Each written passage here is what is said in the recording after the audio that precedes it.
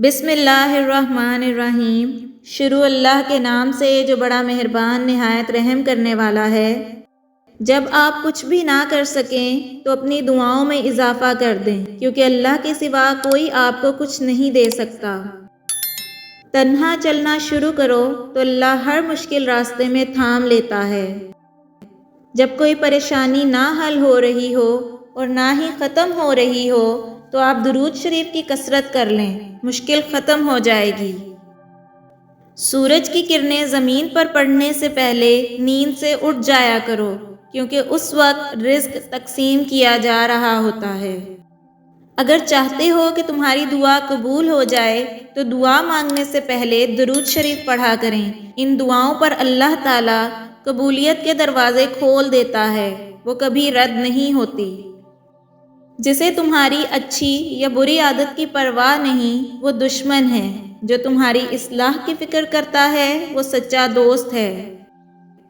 وہ جگہ چھوڑ دو جہاں تمہارے احساس اور تمہارے الفاظ کی قدر نہ کی جائے، پھر چاہے وہ کسی کا گھر ہو یا کسی کا دل۔ جھوٹ بول کر جیتنے سے اچھا ہے تم سچ بول کر ہار جاؤ۔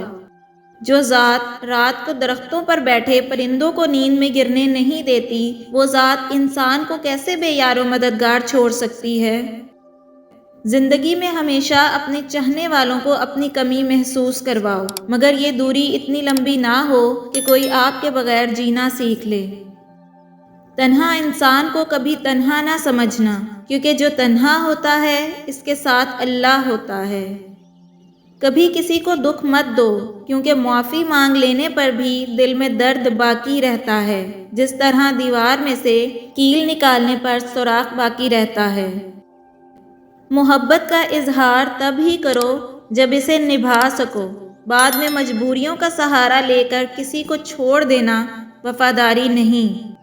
درود شریف واحد ایسی عبادت ہے جو زبان سے نکلتے ہی قبول ہو جاتی ہے۔ جب تمہاری جان کو خطرہ ہو تو صدقہ دے کر جان کو بچاؤ، اور جب تمہارے دین کو خطرہ ہو تو اپنی جان دے کر دین کو بچاؤ۔ دنیا کو سچا ہونے کی دلیل مت دو، بس یہی سوچ رکھو کہ اللہ سب جانتا ہے۔ ان لوگوں پر اعتبار کرو جو تمہاری تین باتیں بھانپ سکیں: تمہاری ہنسی میں پوشیدہ درد، تمہارے غصے میں پوشیدہ پیار، اور تمہاری خاموشی میں پوشیدہ وجہ۔ جب دل تکلیف میں ہو تو سکون کے لیے سب سے بہتر جگہ سجدہ ہے۔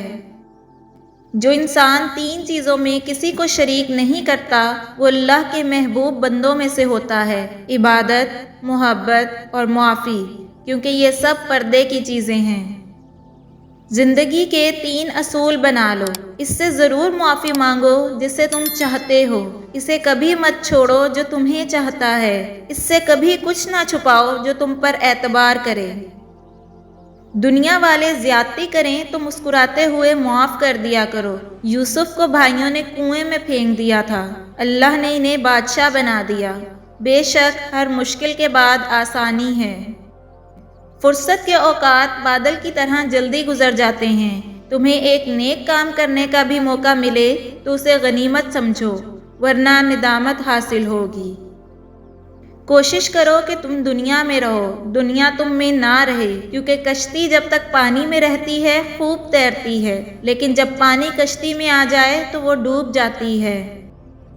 جو آدمی صبر اختیار کرتا ہے وہ کامیابی پاتا ہے، جو جلد بازی کرتا ہے وہ ٹھوکر کھاتا ہے۔ جب انسان کی عقل مکمل ہو جاتی ہے تو اس کی گفتگو مختصر ہو جاتی ہے۔ آج اگر زندگی مشکل ہے تو کل کی آسانی کا وعدہ بھی اللہ نے کیا ہے۔ اللہ سے مانگو، خوب مانگو، اللہ تمہیں نصیب سے بڑھ کر دے گا۔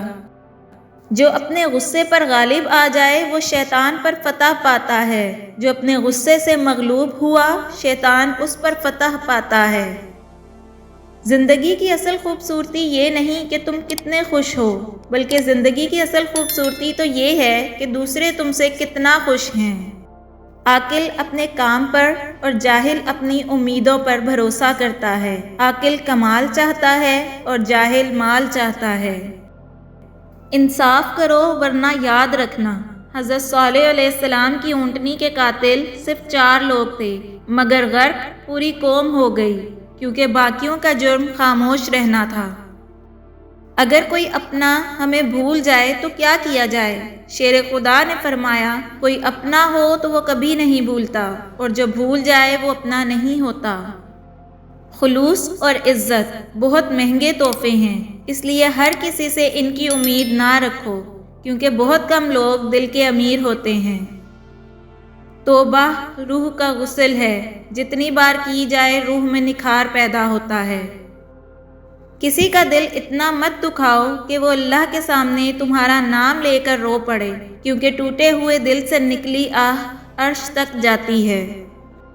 اپنی سوچوں کو پانی کے قطروں سے زیادہ شفاف رکھو، کیونکہ جس طرح قطروں سے دریا بنتا ہے، اسی طرح سوچوں سے ایمان بنتا ہے۔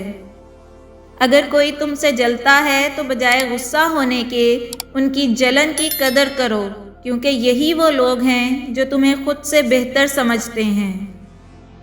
جس طرح شبنم کے قطرے مرجھائے ہوئے پھول کو تازگی بخشتے ہیں، اسی طرح اچھے الفاظ مایوس دلوں کو روشنی بخشتے ہیں۔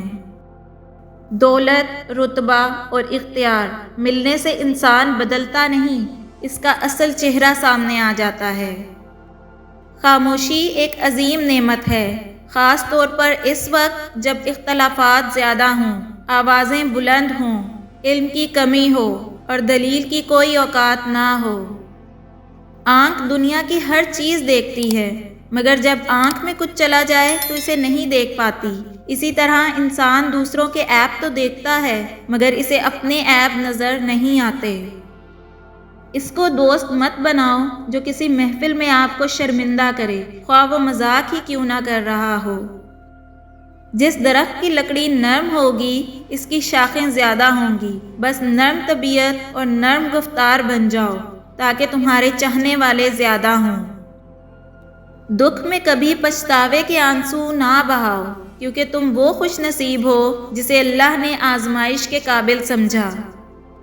اخلاق وہ چیز ہے جس کی کوئی قیمت نہیں دینی پڑتی، ہاں مگر اس سے ہر انسان خریدا جا سکتا ہے۔